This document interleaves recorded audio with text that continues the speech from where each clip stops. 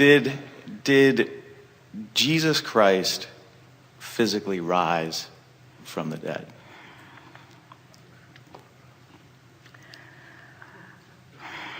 That's such a long story.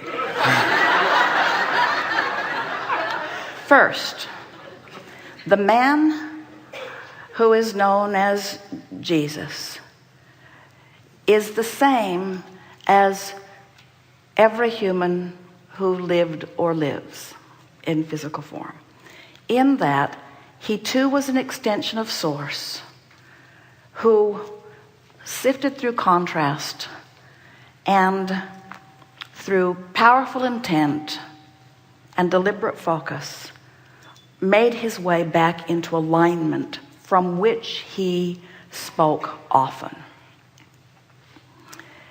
When he experienced his physical death or reemergence into non-physical, his experience was not different from everyone else's. He reemerged into all that he had become and felt the fullness of who he was.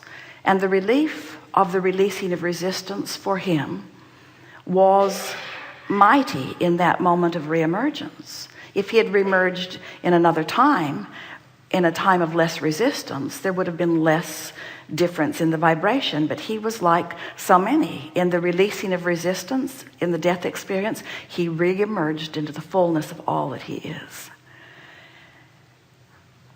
Because he, like all of you, is source energy, he has reemerged again and again and again and again and again. In other words, this consciousness that is articulated as Christ consciousness because of the connection that he found while he was living physical, everyone has access to. And it was what he was trying to explain to anyone who would listen at the time, you see.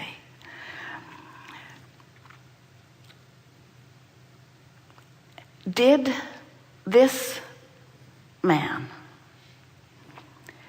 as an exception to all that exists in the universe, did he take his physical body into that which is non-physical? No, he did not. Did he reemerge into non-physical? Yes, he certainly did. In other words, the thing that's so tricky about this conversation is that all that so many want him to be and have been is. But in their determination to separate themselves from the same power and from the same value, they make him something that he was not.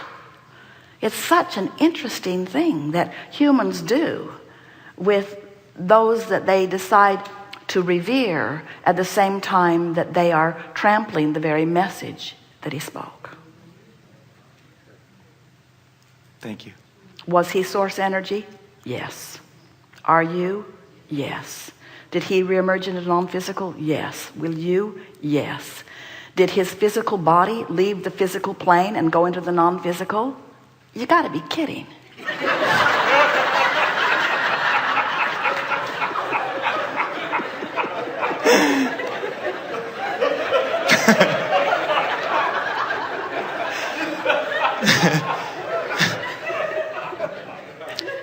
Thank you.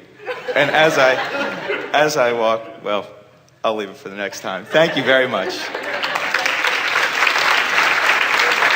Physical world would proclaim the explaining of an often repeated story in a different way as blasphemy. In other words, it's that holding to those flawed premises that prevents so many from allowing themselves to be who they are. And the discord that you feel in your attempt to hold yourself to a thought that may have served you in one time. In other words, there are analogies that Esther has translated for us in the early days of her transmission, that at the time served the message extremely well. Where today, an analogy that she will find is so much more appropriate to where the message is and so much easier for you to hear. It doesn't make what was said before invalid, because it's all based upon the laws of the universe as they are. As you deliberately align with the whole of who you are, you're able to personally sort out the things that don't match. When you connect with the wholeness of who you are, you can feel the resonance and alignment that the source within you holds relative to the things that you're contemplating.